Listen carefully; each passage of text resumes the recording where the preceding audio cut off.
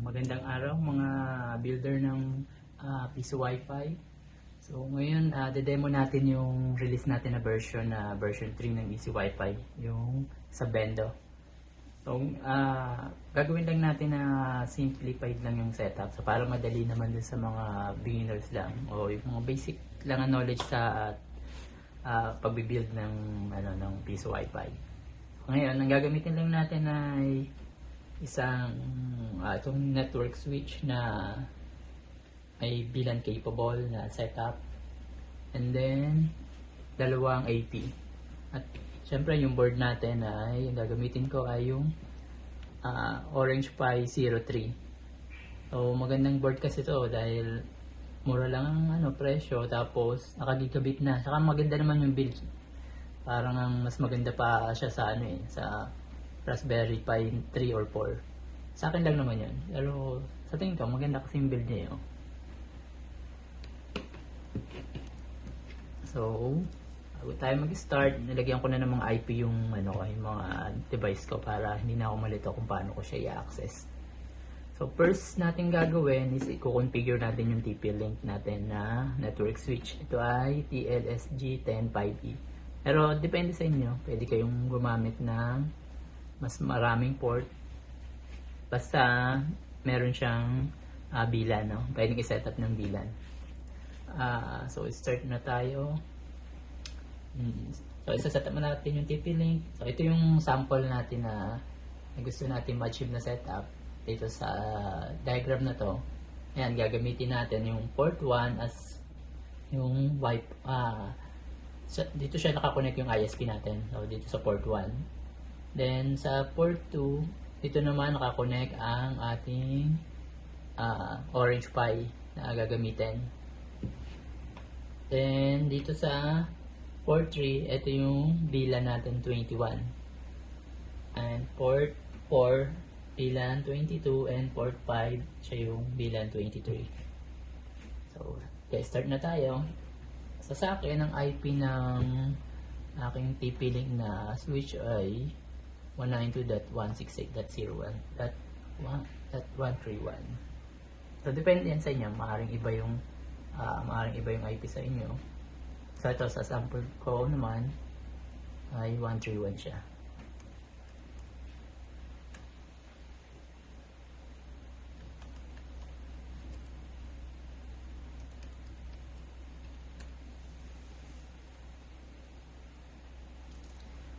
Sa setting ng ating switch na TP-Link, punta lang tayo sa tab ng VLAN. Then sa VLAN, meron diyang 802.1q.VLAN. So pasok tayo dyan. So first natin isa-setup ay ang VLAN 21. So lagyan na natin ang VLAN 21 ID. Tapos yung name na gusto natin, so VLAN 21 din. So, kailangan sa VLAN 21 natin ay nakatag ang port 2. Then, ang tag naman ang port 3. So, ito kasi yung port ng na magiging output ng VLAN 21. Then, add lang natin siya. O, double check ko lang. Okay, add. And para sa VLAN 22, type natin 22. The name ay VLAN 22. Same, yung tag niya ay yung number 2. Then, ang tag ay naman ay ang number 4. Add ulit tayo. Then, next naman ay ang VLAN 23. 23. Tapos, ang name niya ay VLAN 23. Ang tag pa rin ay number 2. At ang untag naman ay yung number 5. Then add lang. So complete na ang ating setup. Punta naman tayo sa 802.1QPI PBID setting. Okay. Then lagay lang natin dito yung mga port ID, yung VLAN ID na ginawa natin, at bind natin siya dun sa mga port. So yung 21 siya ay naka-bind sa port 3. So, click apply. Yung 22, nasa port 4. Yung 23, nasa port 5. Okay, tapos na ang setup natin. So, ganun lang kasimple. So, punta naman tayo sa ating AP. So, mayroon tayong ditong AP na dalawa. Naka-reset na rin yan. So, isa-setup na lang natin. So, ililipat ko lang yung port ng aking ng aking AP dahil hindi pa siya naka-set ng VLAN. So, lalagay ko muna siya sa main router ko. So, para ma-access ko siya dito sa aking laptop.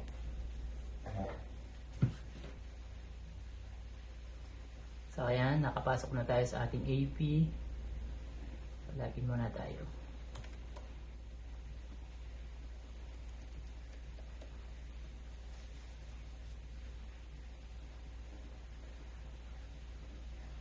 Under dun sa menu sa main menu ng ating AP na TP-Link, punta lang tayo dun sa wireless. Then, kung kare-reset pa lang ng inyong AP, so ito yung default niya na SSID. So, edit lang natin yan. Tapos, lagay natin yung name na gusto natin. Example ko ay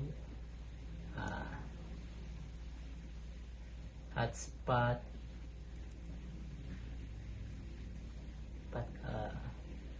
number na lang siguro natin, or 22 or 1 na lang, hotspot 1.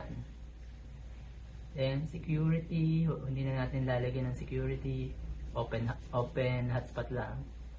Then sa broadcast, force kailangan natin to para makita nila yung SSID natin, and click OK.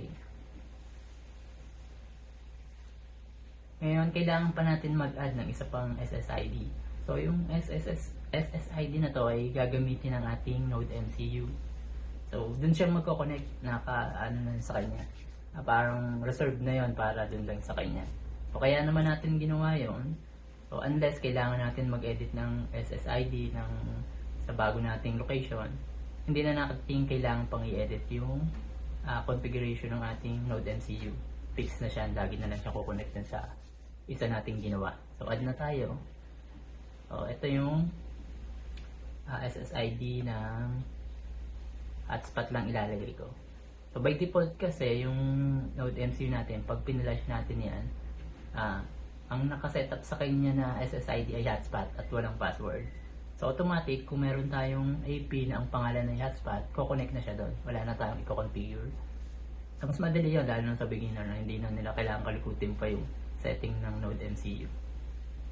So, dito naman sa broadcast, so disable na natin to kasi ang kukonect lang naman sa kanya ay yung ating Node MCU. So, since nakasetup na naman yung Node MCU na dito siya magkoconnect, hindi na niya na kailangan i-scan. So, disable lang natin yung broadcast. So, wala ring security, then okay. So, ganun lang kadali. So, yung isa nating AP, ganun din gagawin natin. So, ibahin lang natin yung name nung SSID natin na first SSID o yung 1. So, baguhin na rin natin dito. So, ma-access naman ko ulit sa ating network. So, 1, 2.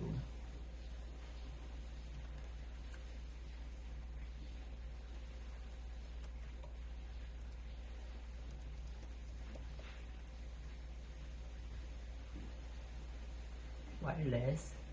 Tapos, edit natin ang ating lagyan natin ng hotspot number 2.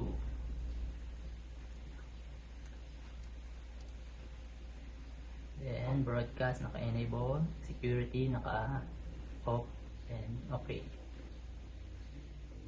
Katulad ng kanina, mag-a-add na naman tayo ng isa pero ang name lang niya ay hotspot. Then, yung SSID, disable na natin yung broadcast ng SSID. Security, wala. Okay, then okay. So, meron tayong hotspot 2 at say meron tayong reserved na hotspot SSID para sa ating Node MCU. So, yan lang. Ganun lang kadali yung setup natin. So, kailangan na lang natin ngayon ay i-wiring yung ating mga i-wiring tong ating setup. Then magpa-flash tayo ng Node MCU. So para naman sa Node MCU, sample ko itong isa na ipa-flash natin.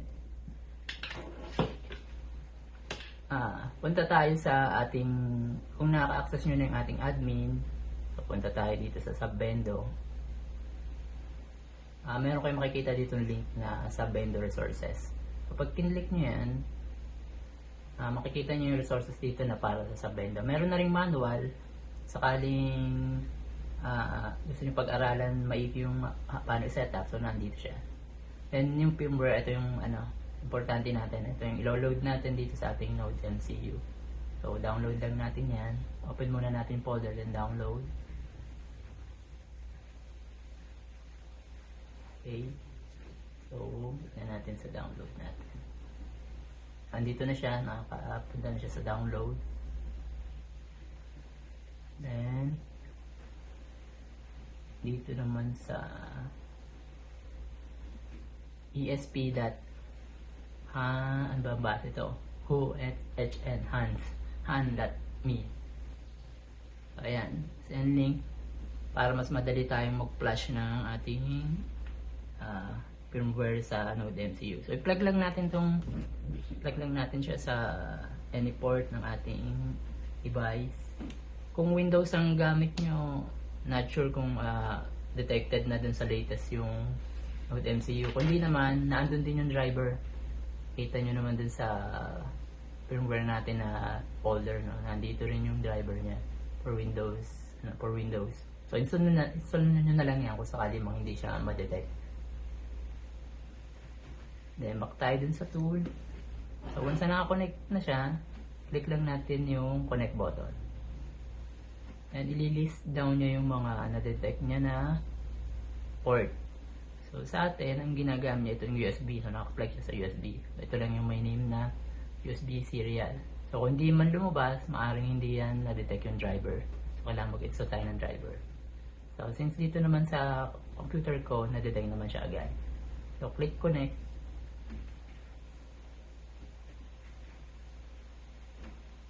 Okay, connected na tayo. And dito sa select, dito natin sa-select yung ating firmware na ni-download. So, ito yung din-download natin kanina. Then, click open. Then, program. Continue.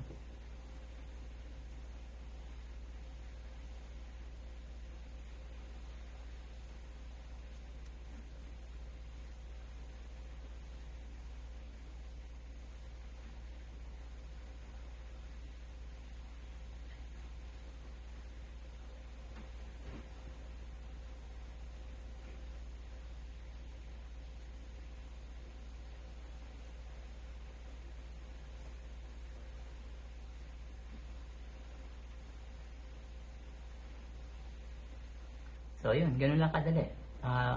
Tapos na yung pag-flash nito. Yung isa naka-flash na, so hindi ko na yun kailangan pang ulitin dito. So, ang natin ay ngayon ay ibabind na natin.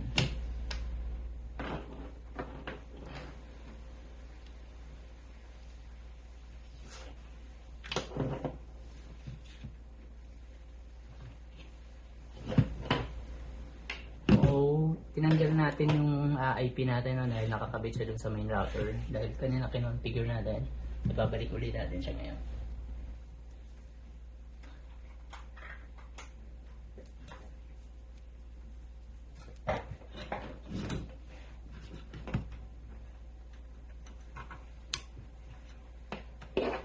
Sa unang configuration, pag tayo magbabind ng ating Node MCU, make sure lang natin na ang nakakabit muna ay yung main AP o dun sa 21. So, para mas sure tayo, i-unplug natin tong isa. So, bakit ba natin ginawa yan? Dahil hindi pa kasi nakakonfigure sa system natin, dito sa board natin, yung bilan na 22 and 23. Pero yung 21, by default kasi pag bago kang flash lang nitong Easy Wi-Fi na 3, ka-enable na yung bilan 21 niya. So, active na to. Magagamit mo na tong AP na to. So, kung sakaling nakakabit tong isa, baka itong Node MCU natin, dito siya mag-connect. So, hindi natin ma-access. Nandito siya kasi naka-connect eh. Hindi naman siya naka-plug na. Or hindi pa ito nagana itong 22 and 23.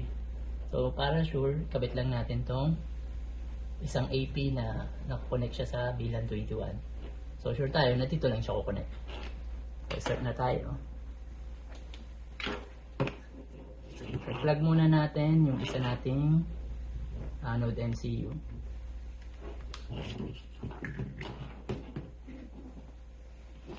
Then, balik tayo sa ating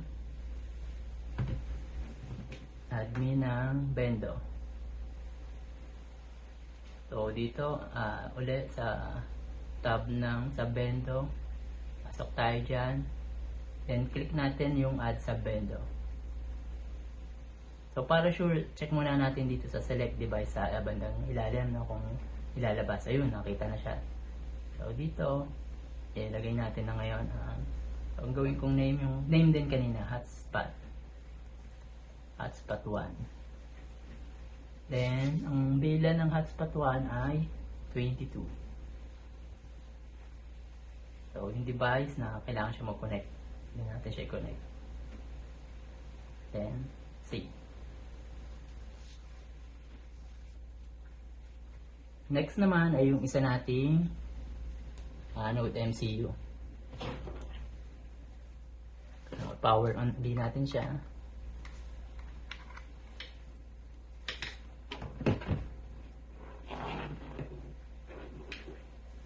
Then, balik tayo dito sa admin natin. Okay.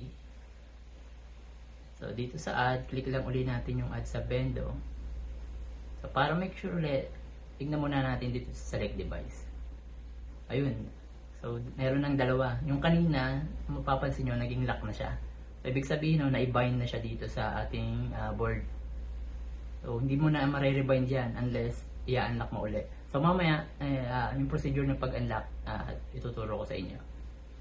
So, ngayon, lagyan natin to ng name na hotspot 2. So, yung bilan ni hotspot 2 ay 23.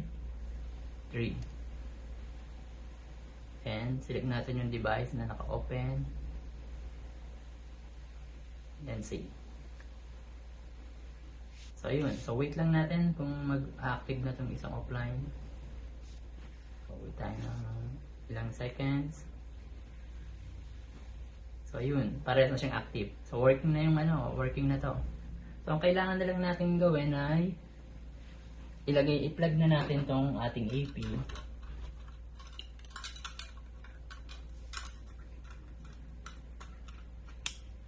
So, wait lang natin siya mag-on. Fully boot. So, ito yung number 2. Ito yung hotspot 2. Siya ay bilan 23. So, dito siya sa dulo.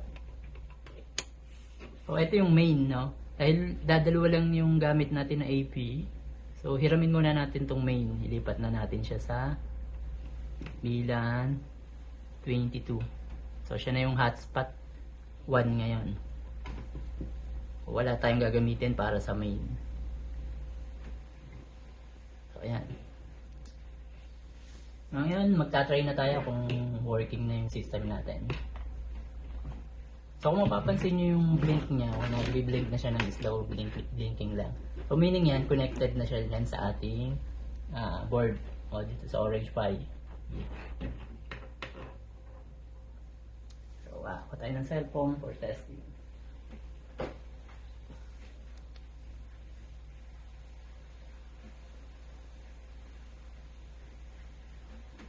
So, first, connect tayo dun sa ating hotspot 1. So, ito mo na ba sa ating camera? So, connect tayo dun sa hotspot 1. So, ayan. Then, try natin mag-buy access. So, ayun. Kita nyo naman yung name no, na-read niya na hotspot 1. So, dito, makikita nyo rin yung LED nung ating Node MCU naging solid. No? Ibig sabihin dun siya nakakonect ngayon. Then, wala tayong coins lahat. No? Gamit lang ako ng switch para ma-sample lang yung paghulog ng coins. So, yan.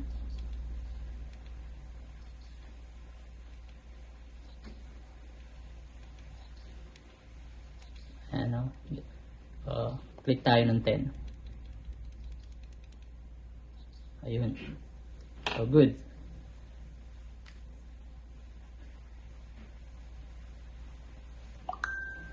Then, lipat naman tayo ngayon sa hotspot 2.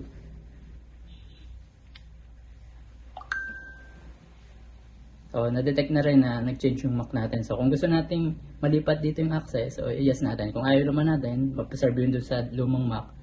So, pwede nating ino. So, yun lang, kaya natin to hindi in-automatic, no? Kasi nga, pwedeng magkaiba yung access mo sa dalawang MAC eh. Paglipat mo doon sa ibang IP, meron ka pang, andun pa yung access mo. At paglipat mo naman dito, so meron ka ring ibang access. So, pwedeng magkaiba kung gusto mo. So, yes natin, gusto natin malipat dito yung access. Then, access uli natin yung admin at yung portal. So, ayan. Then, click natin yung buy. So, nagbago na ako. Naging hotspot 2 na siya. And, makikita nyo dito, naging solid na itong isa. Tapos, yung isa naman, nagbe-blink na lang kasi walang nakakonect. So, try natin na insert ng coins. Dito rin sa button. So, good. Ayan, napasok na. 5, 1, 2, 3, 4, 5, 6, 7, 8, 9, 10. 15. Good. Bye.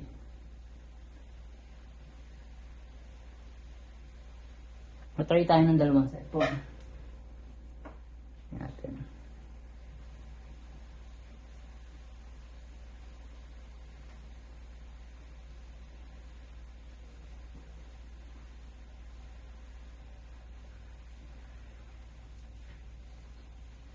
Click natin sa hotspot 1 itong isa.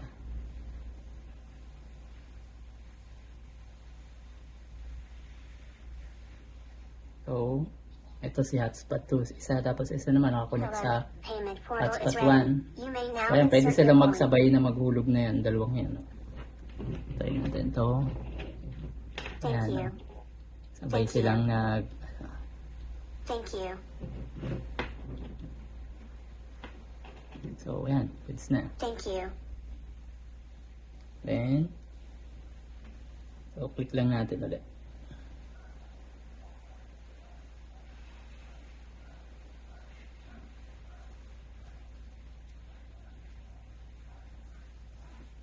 Okay, so try naman natin ngayon na magsabay silang dalawa. So ngayon pare silang nasa hotspot 1. Ganun din tong isa nasa hotspot 1.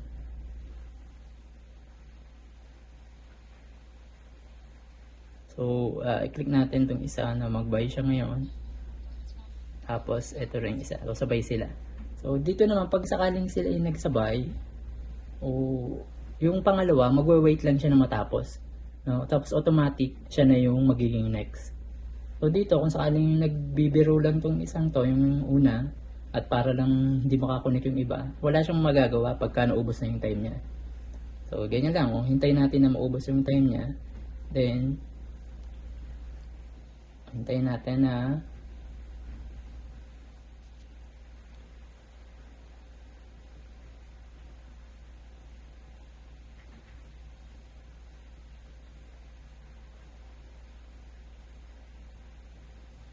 then automatic, lilipat na siya dito.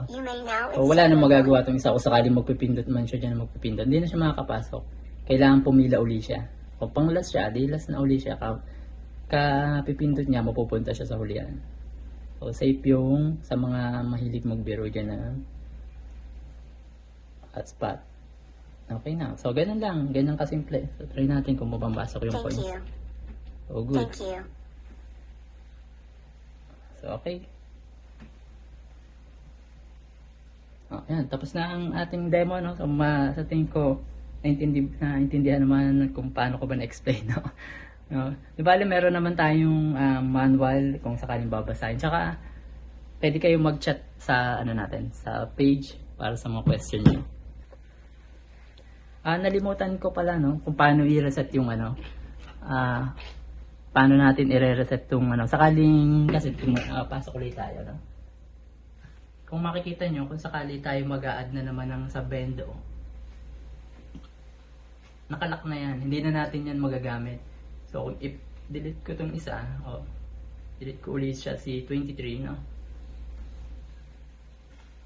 Tapos mag-add ulit ako. Ulitin ko si 23 na naman.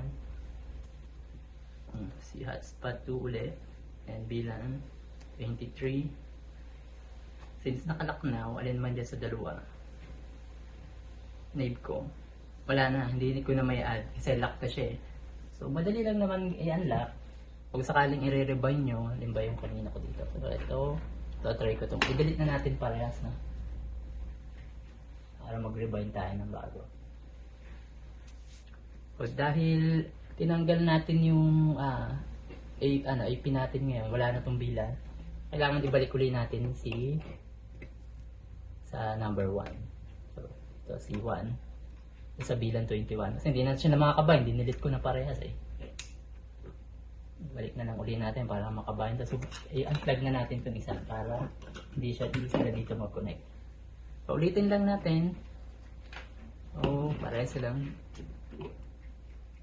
Kaong. Then, paano i-reset, no? So, kailangan lang natin na nakikita nyo may pin dyan na ayan, D5.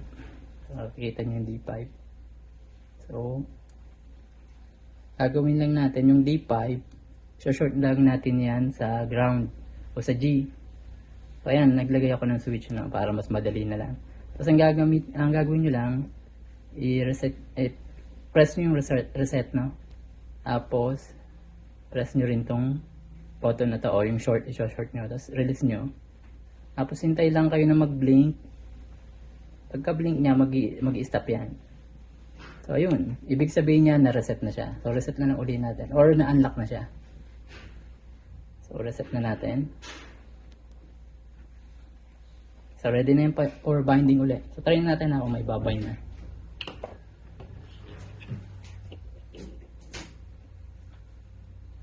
So, click lang uli ng add sa bendo. Then, natin ang hotspot 1. Ilan ID, 22. Then, select device. Naka-open na siya, oh. Then, okay na, save na. Oh, good. Ganun na kadali. Then, kung gusto niyo naman na i-configure pa tong ating tong Node MCU, o ayaw niyo gamitin yung hotspot na SSID, or kung meron man kayong ibang setting na kailangan tulad ng pin, or sa ibang sa router kayo gusto mag-connect o direct sa router nga. So, pwede niyo i-access yung kanyang admin. So, ganun din. Kailangan naka-ready na yung pang-short natin dito sa D5. Reset ulit. Press yung reset, tapos press din yung button. Yan, release. So, pag nag-blink na yan, bitawan nyo na to, o tanggalin nyo na yung jumper. Kailangan mag-stay lang siya nagbi-blink.